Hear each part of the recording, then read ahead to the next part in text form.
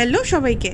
ভাবছো তো এই বিট গাজর আলু কেন কেটে রেখেছি? আজ বানাচ্ছি খুব মজাদার একটা ইভিনিং স্ন্যাকি আইটেম। তো আমি প্রথমে বিট গাজরটাকে প্রেশার কুক করে নিয়েছি আর আলুটাকে আলাদা সেদ্ধ করেছি।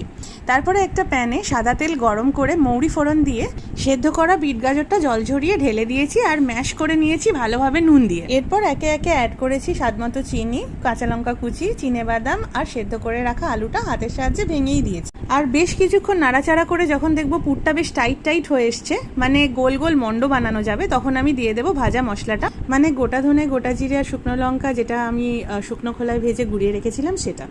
এবার আমি কর্নফ্লাওয়ার গুলে তার মধ্যে ওই বিটের পুরটা গোল গোল মন্ড করে ডুবিয়ে আর বিস্কুটের গুঁড়ো মাখিয়ে নিলাম। এটা রিকোটিং করে সাদা তেলে লো টু মিডিয়াম ফ্লেমে ভেজে নিতে হবে। তোমরা চাইলে এটা সঙ্গে সঙ্গে না ভেজে কিছুক্ষণ ফ্রিজিং করে পরেও ভাজতে পারো, তাতে বাইরের কোটিংটা দোকানের মতো শক্ত হবে। তো ভেজিটেবল চপ একদম রেডি গরম গরম চায়ের সাথে।